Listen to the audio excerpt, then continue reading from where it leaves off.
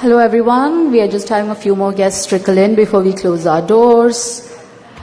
I hope all phone calls and alarms are accounted for, and if we could quickly settle down.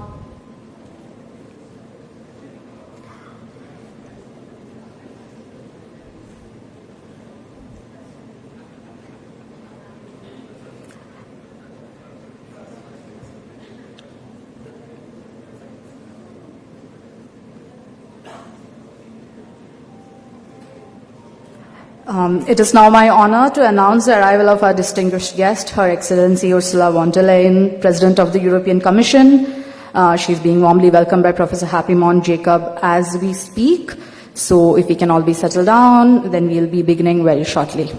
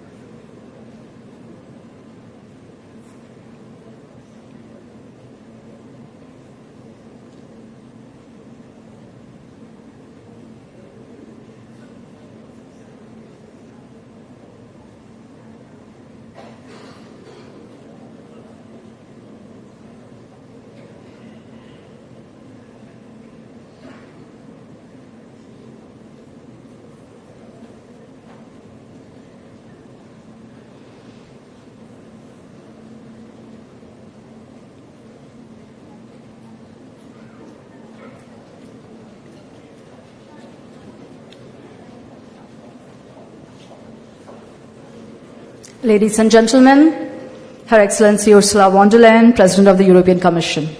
A very warm welcome to this gathering, Madam President.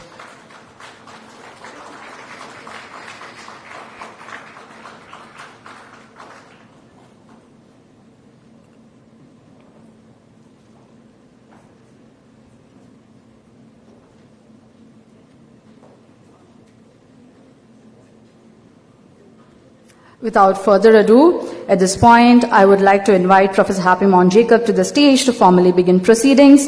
A quick introduction for some of our newer acquaintances joining us today. Dr. Happy Mon-Jacob teaches at the School of International Studies, Jawaharlal Nehru University, and is editor at India's World magazine, which is co-hosting this event today with the delegation of the European Union to India. Over to you, Dr. Jacob.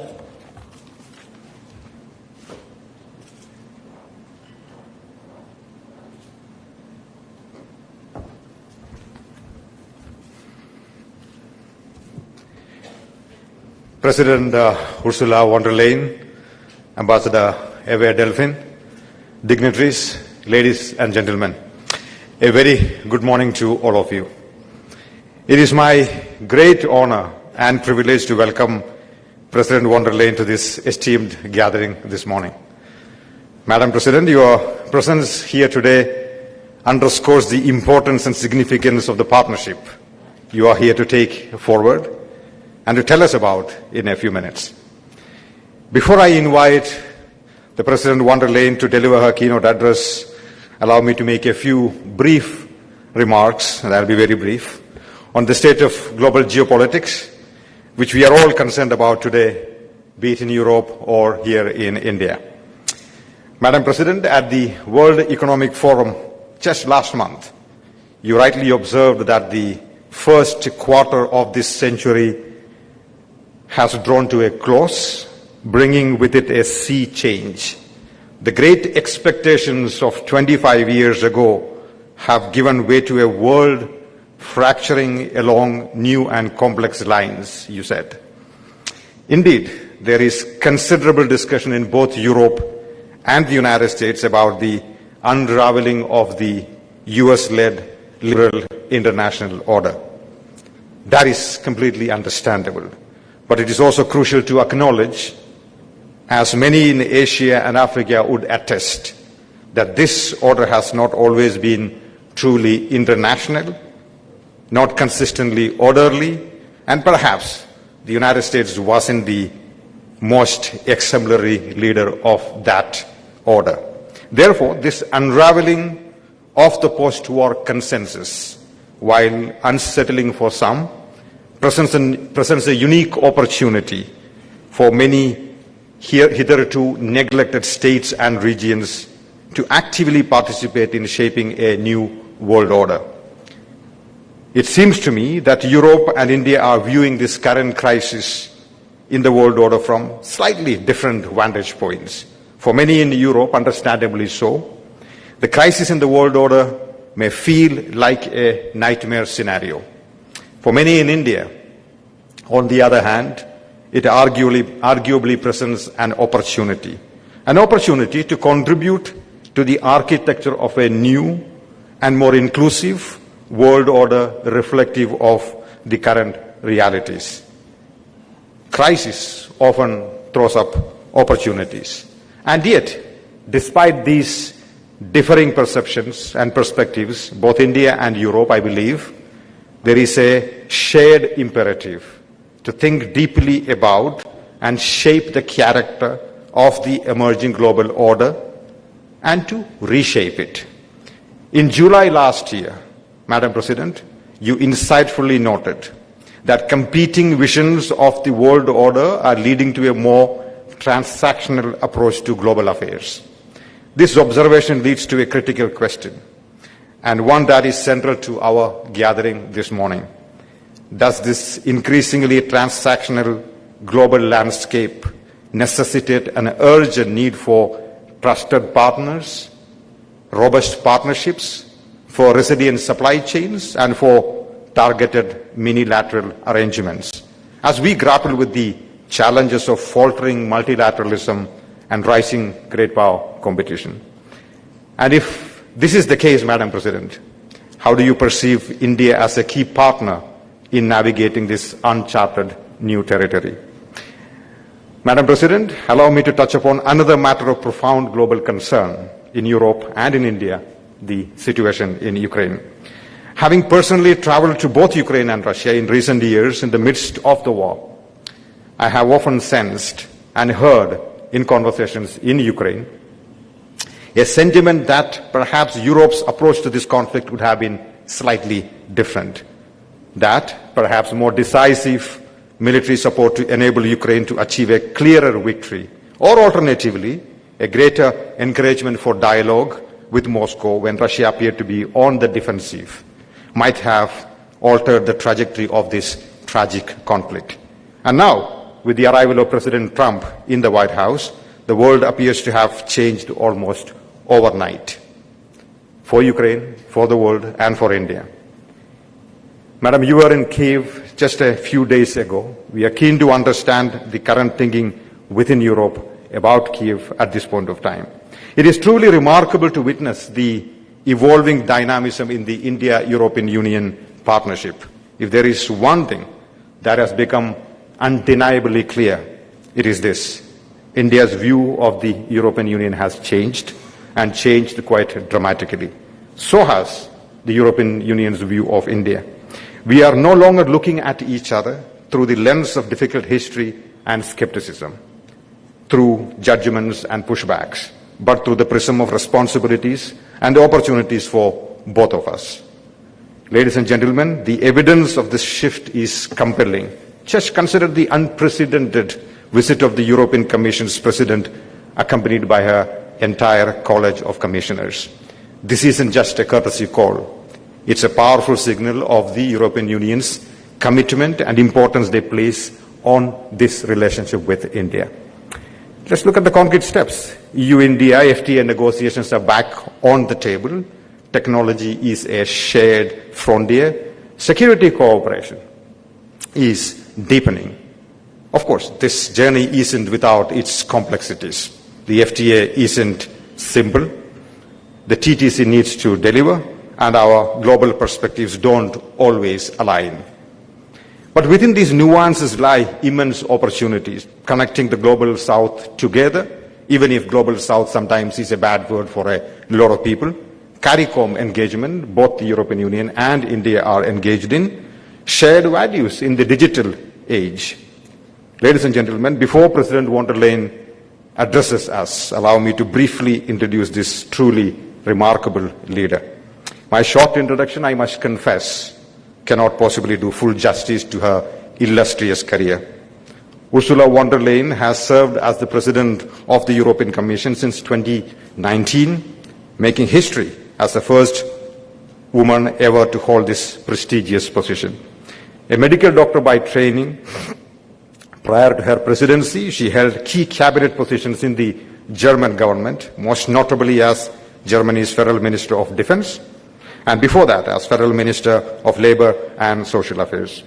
I welcome President Ursula von der Leyen, President of the European Commission, to deliver her keynote speech. The title of the keynote speech couldn't have been more appropriately titled, The Consequential Partnership, Reimagining and Realigning EU-India Ties for Today's World. Madam President, the floor is yours.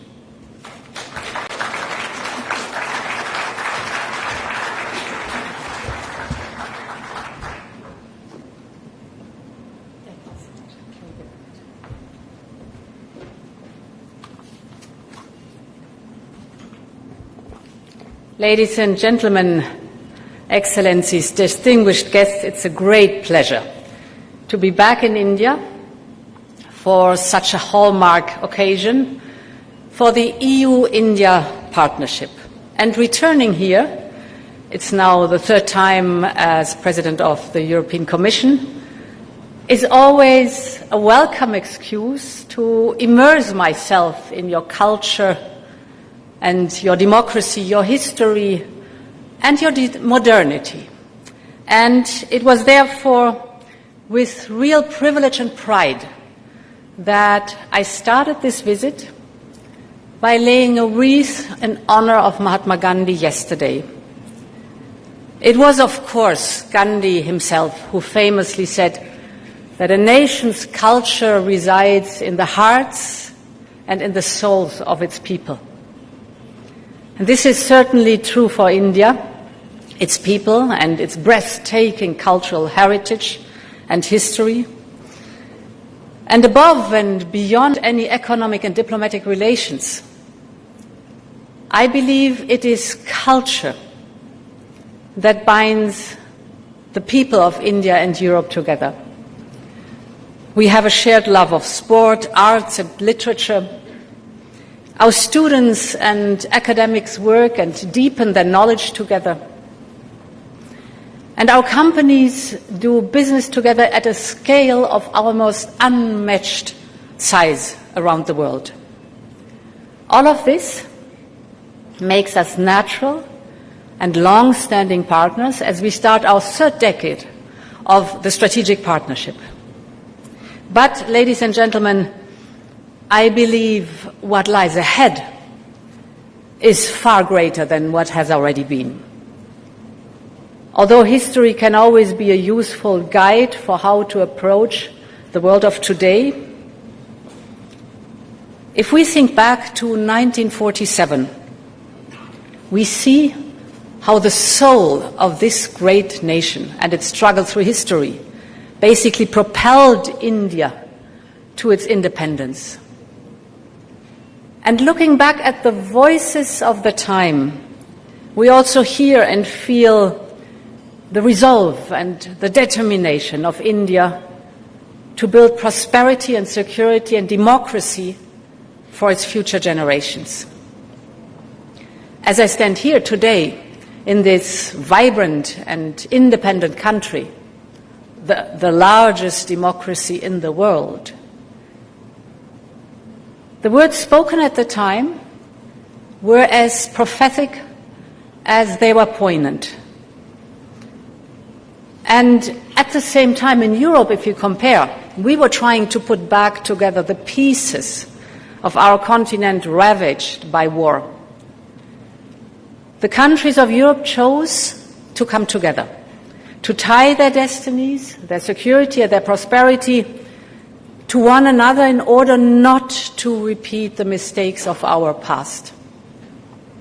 And this is how the seeds of our European Union were planted. The point is that the world then was fragile, it was fractured, it was on the verge of change that would define the next 8 decades. And both Europe and India, albeit in very different circumstances, understood the need to come together. I believe this is a clarion call for all of us as we stand here in 2025 at another inflection point. I think I don't need to describe the geopolitical and geoeconomic headwinds that both the European Union and India are confronted with. We have all seen how countries are weaponizing their sources of strength against each other, whether natural resources or new technologies or military and economic coercion. We have seen how supply chains and dependencies are used to gain influence or drive wedges between nations and regions. We have seen a more aggressive posture from major powers, and of course the conflicts have destabilized entire regions. How countries, in particular in the Global South, are looking for alternatives to what the international system has offered them. And we have seen clear attempts to split off parts of the world into isolated fragments. Ladies and gentlemen, this world is fraught with danger. But I believe this modern version of great power competition is also an opportunity for Europe and India to reimagine its partnership. In many ways, the European Union and India are uniquely placed to respond to these challenges.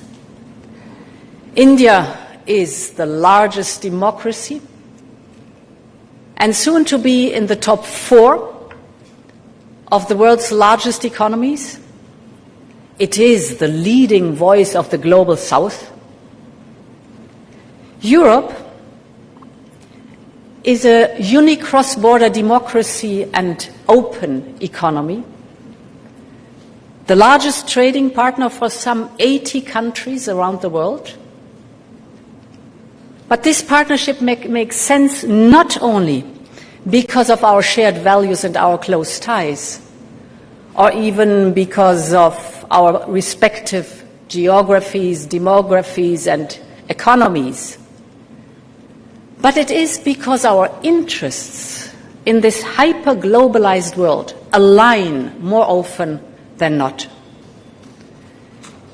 We both stand to lose from a world of spheres of influence and isolationism, and we both stand to gain from a world of cooperation and working together. Because we can offer each other distinctive alternatives and tools to make ourselves stronger, more secure, and more sovereign in today's world. The kind of offer that cannot really be replicated by others. And this is why the European Union and India has the potential to be one of the defining partnerships of this century. And it is why it will be a cornerstone of Europe's foreign policy in the years and decades to come. So I want this visit to be the start of this new era. And Prime Minister Modi and I share the same view. It is time to take our European Union-India strategic partnership to the next level for our own security, for our own prosperity, for the common global challenges that we face, and for the benefit of our respective regions and partners around the world. Over the last 30 years, we've done a lot together. But in truth, we have only been scratching the surface of the potential that is there. So it is not a time to place limits on our cooperation or to get stuck looking at agreements on every issue of regional and global concern. It is a time to be pragmatic, to be ambitious, to realign our priorities for today's realities. And allow me to very briefly map out my vision of the 3 areas which can take our partnership to the next level. The first is trade and technology. The second is security and defense. And the third is connectivity and global partnerships. Ladies and gentlemen, the first area where I believe we can make real progress is on delivering prosperity in Europe and in India. Here we have a real shared interest and sense of purpose. India's Viksit Bharat 2047 vision will help to transform the economy and create millions of jobs, from traditional manufacturing sectors to the very high-tech industries and innovation. Europe is striving towards the same goal through our own economic and industrial transformation. And I believe that we can help each other to reach our goals. Make in India and Made in Europe can work together to drive our industries forward. And our common interests in de-risking our economies, in particular in sensitive technological areas, can help drive our economic security. Let's take some examples. We are both looking to diversify some of our most critical value chains. From our side, this is, for example, the case for batteries or pharmaceutical products, for semiconductors, for clean hydrogen or defense. And we can support each other to achieve this. And for that, we need to have an ambitious trade and investment partnership. As I said today, the European Union is India's largest trading partner, sitting ahead of both the United States and China. European companies create 8 million jobs here in India. But we could do so much more by improving market access and tackling the barriers to trade. And I believe this can be a launch pad to strengthen cooperation in key sectors that will drive the global economy as we head towards mid-century. Just take a few things like semiconductors, or the whole topic of clean tech, the whole topic of artificial intelligence. We just had the summit 10 days ago in Paris, and the next one will be here. High-performance computing, the whole topic of digital public infrastructure. By investing together in this tech and by building strong supply chains, we can create a real advantage for ourselves in today's competitive global economy. And we should draw on each other's skills and talents, such as academics and researchers, to make all that happen. A free trade agreement between the European Union and India would be the largest deal of its kind anywhere in the world. I am very well aware it will not be easy, but I also know that timing and determination counts, and that this partnership comes at the right moment for the two of us. This is why we have agreed with Prime Minister Modi to push to get it done during this year, and you can count on my full commitment to make sure we can deliver. Ladies and gentlemen, the second broad area for renewed cooperation is security and stability. And here again, we have many shared interests. Wars, conflicts, and coups have erupted in Europe, the Middle East, Asia, in Africa, and across different regions. And what happens in one part of the world matters to both Europe and India, even if we sit far apart on the map. Because peace, security, and prosperity are indivisible in this world.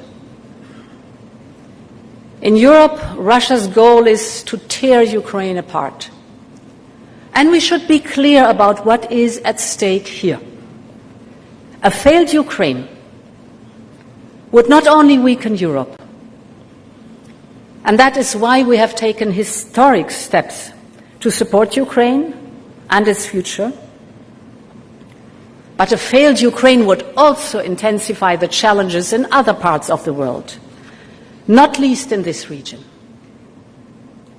Other countries around the world are watching very closely whether there is any impunity if you invade a neighbor or violate international borders, or whether there are real deterrents. And this is why we want any peace talks to lead to a just and lasting peace, with a free and prosperous Ukraine that can join the European family. And Europe is ready to live up to its responsibility when it comes to security and defense. We will step up our defense spending to ensure that member states have access to the full spectrum of capability that this new reality demands. But we also want to step up cooperation with crucial partners like India. And this is why I can announce that we are exploring a future security and defense partnership with India, in the mold of the partnership we have with Japan and South Korea. This will help us step up our work to counter common threats, whether on cross-border terrorism, maritime security threats, the whole topic of cyber attacks, or the new phenomenon we see on attacks on our critical infrastructure. So there's a lot that we can build on. For instance, the recent collaboration on maritime security. And I'm delighted that India's interest in joining defense industrial projects under the European Union's permanent structured cooperation is obvious. India is working hard to diversify its military supply and to access new capabilities. And I believe we can help each other to deliver on our security objectives. For instance, we can join forces where we have technology and expertise, if you just take the topics of cybersecurity, but also space, the whole topic of drones. And this is not only about stability in our respective regions, but it is also a key part in strengthening our economic security and ultimately our prosperity. And this is why security should be at the core part of our new strategic partnership with India. Ladies and gentlemen, the third and final element I will touch on is the need to deepen our connectivity links and our global partnership. And here, there's a lot that Europe can learn from India. India has been the leading voice bringing to the fore the concerns of many countries in the global south. Addressing these issues becomes all the more important in a world where major powers are pulling at the seams of the international system. And I believe India and Europe have a real opportunity to step up, to invest in each other, and to invest in our global partnerships. This is in our core economic and national security interest. India can play a unique role as a bridge between the global south and the rest of the world, between the Indo-Pacific and Europe. And Europe is ready to invest, to help to bring that to life. Through Global Gateway, that is our €300 billion infrastructure offer for infrastructure abroad, through Global Gateway, we can invest in projects that transport energy across India and between India and the world. And this is just the start of what can be done to build this connectivity between India, Europe, and the regions between us. The IMEC, well known by all of you, the India, Middle East, Europe corridor, that we launched here in New Delhi in 2023 during India's G20 presidency, in my view, is a historic opportunity to bring this to life. It's amazing as a project. This can be a modern golden road directly connecting India, the Arabian Gulf, and Europe. It's fascinating. It has a rail link that will make trade between India and Europe 40% faster. Just imagine. It has an electricity cable and a clean hydrogen pipeline, so energy from India to Europe and vice versa. It has a high-speed data cable to link some of the most innovative digital ecosystems in the world. So this corridor is much, much more than just a railway or a cable. It is a green and digital bridge across continents and civilizations. And it can help bring us closer together. It can help boost trade on everything you can think of, from batteries to the topic of clean hydrogen and the whole range of digital services. So this can be a real win-win-win for Europe, for India, and for our partners. We are ready to invest in concrete projects that can already start making these connections happy. Europe is open for business, and we are ready to invest in our common future with India. Ladies and gentlemen, investing in our common future. This is the driving force of this new era of partnership between Europe and India. So in troubled times come great opportunities. And I believe 2025 is a historic window of opportunity to build an indivisible partnership between India and the European Union. Our interests align. Our commitment is ironclad. And if it can be done anywhere, it can be done here. Because as Romain Rolland, the French writer and great admirer of India, said, and let me cite it, if there is one place on the face of earth where all the dreams of living men have found a home, from the very earliest days when man began the dream of existence, it is India. End of quote.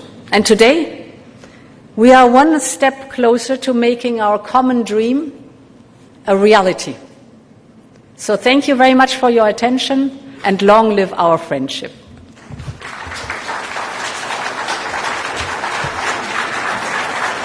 Thank you.